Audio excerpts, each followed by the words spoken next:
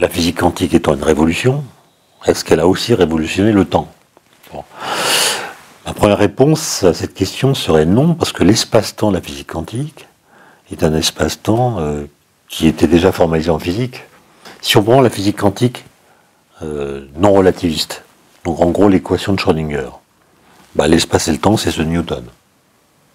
Si on prend la physique quantique plus élaborée, qu'on appelle la théorie quantique des champs, qui est une théorie relativiste de la physique quantique, à ce moment-là, l'espace-temps, c'est celui de la relativité restreinte. Donc l'espace-temps de Minkowski, qui est pas courbé, qui n'est pas celui de la relativité générale, qui est l'espace-temps de la relativité ordinaire, disons. Et là, il n'y a rien de nouveau sur le temps, puisqu'on reprend quelque chose qui existe déjà. Simplement, l'étude des particules a permis de progresser à propos du temps de la façon suivante. C'est que depuis Newton, quand on fait de la physique et qu'on représente le temps mathématiquement, on contraint cette représentation par ce qu'on appelle le principe de causalité, qui dit en gros qu'on ne peut pas changer le passé. Donc ça consiste à dire que si un événement a eu lieu, il sera éternellement vrai qu'il a eu lieu. Vous ne pouvez pas rétroagir dans le passé. Et donc en physique classique de Newton, ça dit le cours du temps, c'est une droite, c'est pas un cercle. C'est pas un temps cyclique, parce qu'un temps cyclique permettrait de revenir dans le passé de la cause qui a déjà produit un effet, et donc l'effet pourrait rétroagir sur sa propre cause. En relativité restreinte, ce principe de causalité implique qu'il existe une vitesse limite, c'est-à-dire que les particules ne peuvent pas aller plus vite qu'une certaine vitesse, et cette vitesse se trouve être à la vitesse de la lumière dans le vide. Et donc le principe de causalité s'exprime en relativité restreinte sous la forme d'une interdiction. Une particule ne peut pas, etc. Mais il s'est produit dans les années 20 un événement plus intéressant, qui est qu'on a compris que le rayonnement cosmique était constitué de particules qui peuvent aller très vite, presque à la vitesse de la lumière. Il y a des électrons, des muons, etc., qui sont des particules qui vont presque à la vitesse de la lumière par rapport à nous.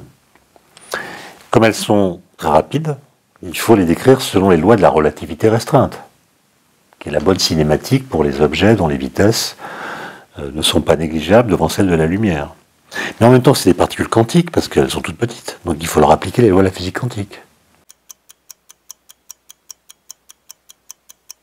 Le physicien qui va réussir cette prouesse intellectuelle s'appelle Paul Dirac, et il s'aperçoit dans un premier temps que l'équation qu'il obtient a l'air de violer la causalité. C'est-à-dire que si on voit une particule apparaître dans l'espace à un certain instant, elle va vivre un certain temps puis se désintégrer. D'après l'équation de Dirac, si on regarde ce phénomène avec un point de vue qui serait celui d'un autre observateur, d'un autre référentiel, dans certains cas, il verrait l'inverse, il verrait la particule disparaître avant d'être apparue. Bon, c'est bizarre. Comme si le temps n'existait pas, en tout cas c'est comme si les chronologies entre événements étaient arbitraires.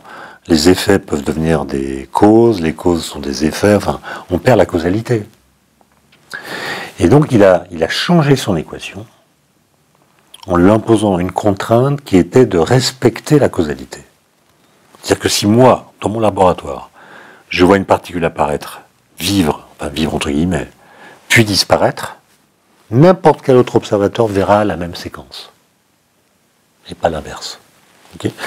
Et cette contrainte qu'il ajoute l'amène à une équation un peu différente. Et il remarque que certaines solutions de son équation correspondent à des énergies négatives. Particule d'énergie négative, ça veut dire quoi? Ça veut dire que si vous l'immobilisez, sa masse est négative. Masse négative, ça veut dire que vous lui donnez une force, par exemple, comme ça, et au lieu de partir dans le sens de la force, elle va partir dans le sens inverse. On n'a jamais vu ça.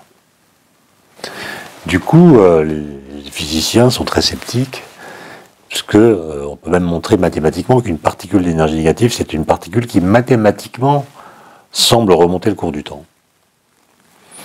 Et en 1930, donc 2 ans après avoir écrit son équation, Dirac a une idée, une sorte de flash comme ça, et il comprend qu'on peut interpréter ces particules d'énergie négative qui apparaissent dans ces équations et qui semblent remonter le cours du temps comme étant en fait des antiparticules de l'électron en l'occurrence, puisque l'électron était la particule qu'il décrivait, des antiparticules de l'électron d'énergie positive qui suivent le cours normal du temps.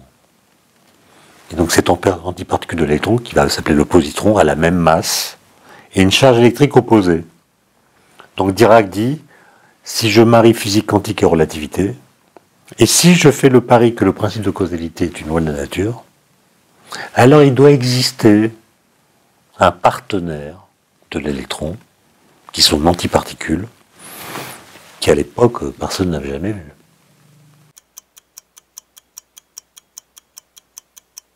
Un jeune physicien expérimentateur qui s'appelait Carl Anderson aux États-Unis, en 1932, qui n'avait jamais entendu parler de Dirac, il fait une publication disant qu'il a observé une particule qui a une charge opposée à celle de l'électron et une masse, en gros, qui est le 20e de la masse du proton. Alors que le positron prédit par Dirac doit avoir 1/2000e de la masse du proton, puisqu'il doit avoir la même masse que l'électron, qui est 1/2000e de la masse du proton. Donc il ne sait pas du tout que c'est le positron, mais d'autres lisent son papier, et voilà, on finit par se convaincre que cette particule qu'il a découverte, c'est bien le positron décrit par Dirac. Et donc, après, on a pu généraliser la chose et montrer qu'à toute particule est associée une antiparticule. Et donc la causalité qui permet de prédire l'existence des antiparticules est bien une loi qui semble être une loi de la nature. Et donc ça c'est important puisque ça montre que le fait de contraindre notre représentation du temps par ce principe de causalité est quelque chose d'assez fécond. La causalité ne s'exprime plus sous la forme d'une interdiction comme en relativité restreinte, avec la vitesse de la lumière qu'on ne pourrait pas dépasser. La causalité a permis de prédire l'existence d'une nouvelle sorte d'objet physique.